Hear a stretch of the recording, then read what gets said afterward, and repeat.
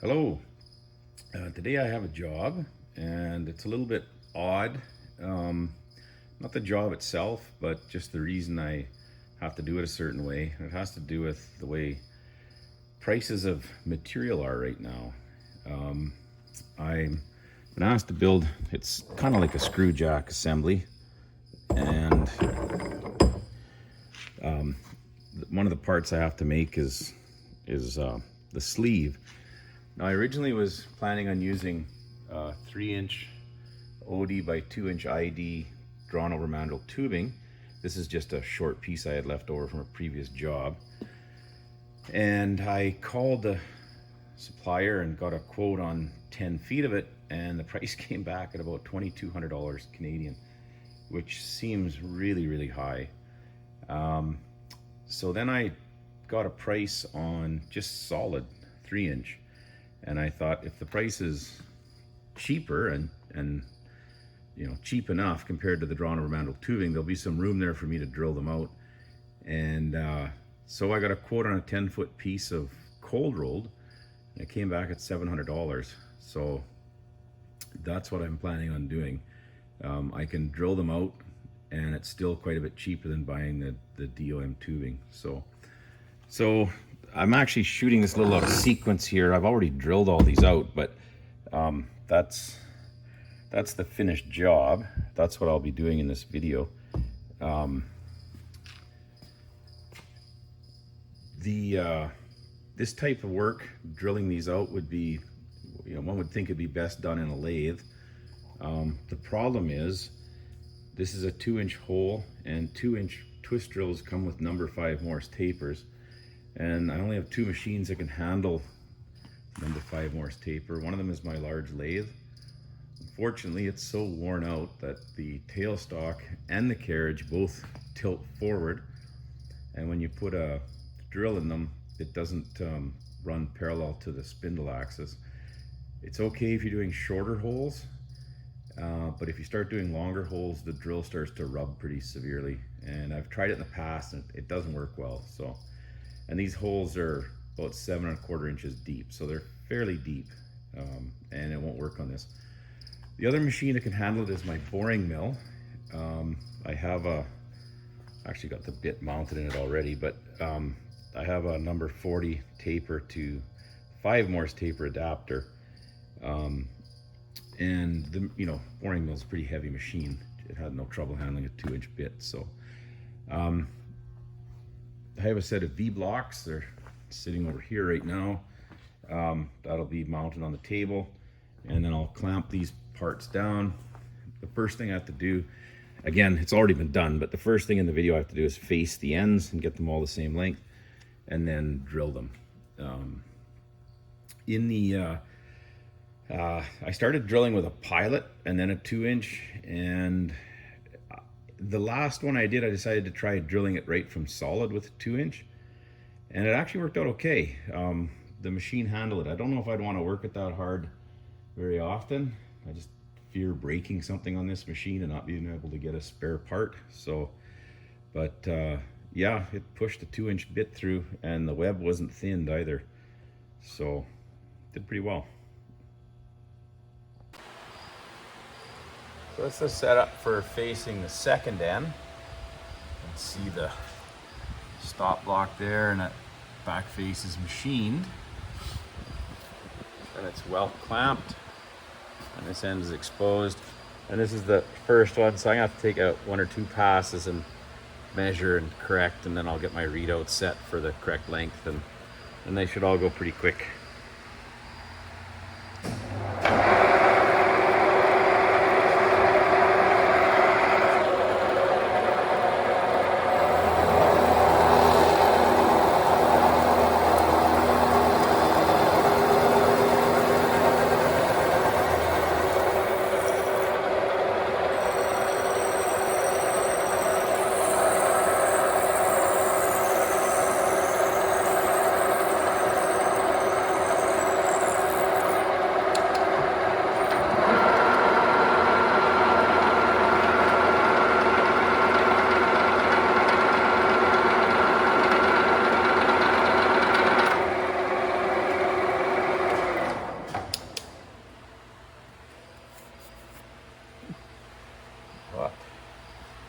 chips are.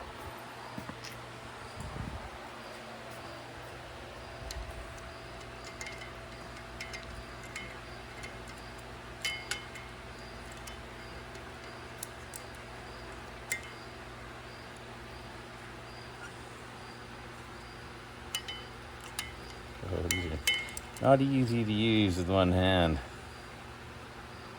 So 10 and 72 thou. I gotta go to 9 3/4. So I got a bit. This is the longest one. It was the last one out of the length, so it ended up being a bit longer. So I gotta take quite a bit off. So 10 and 72 thou. Try that one more time. Maybe with both hands. Yeah, 10 and 72.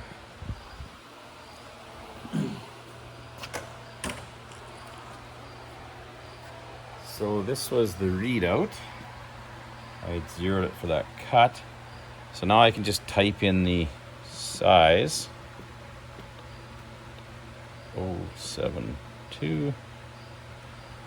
And now I should be able to just machine until it's 9 3/4 and it should be there.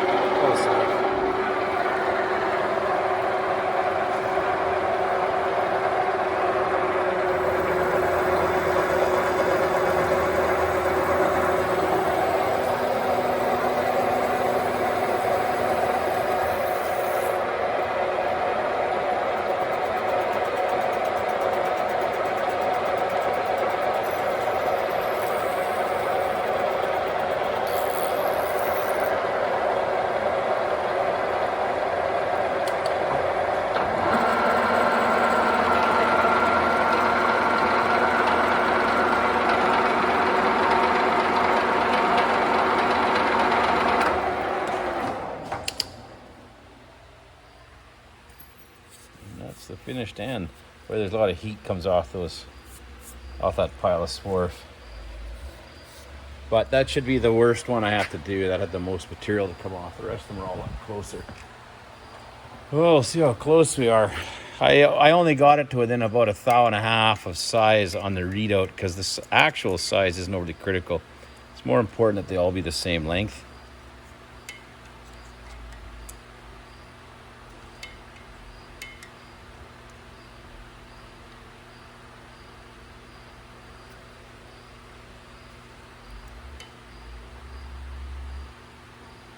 Yeah.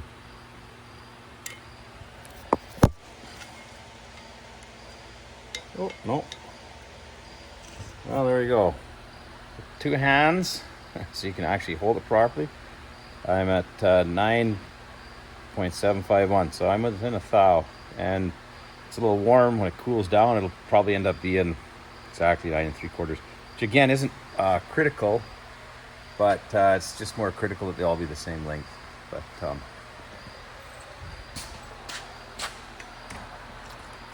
that was on my readouts here. I've got room for 4, and so far I've got 3 readouts working. The boring spindle readout, which I just used to set the depth of cut, was the latest one I put on. It's under there. That was a really nice one to get on finally. And the last one will go down on this side, and that'll be for table traveling up and down the bed, which also can be used to set depth of cut. But that one's not so critical, and I got a whole pile of boring mill work coming up. I've got a job that's going to start probably in about 2 weeks. I have like several hundred parts I have to machine on this, and being able to set the depth of cut with the readout is going to be really handy. So sometime when it slows down, I'll get that last readout bar on.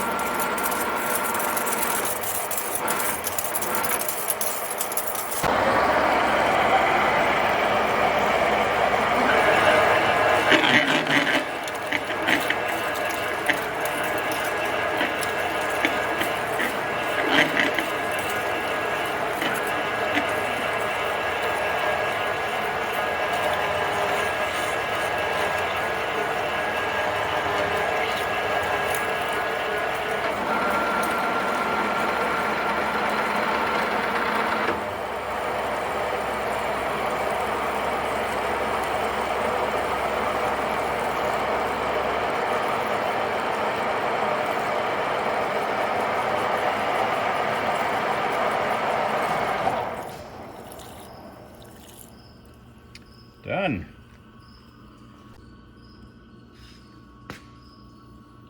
I'm gonna try drilling 2-inch from solid. No pilot hole. 125 RPM, 0.37 millimeters rev, which is 15 thou per rev.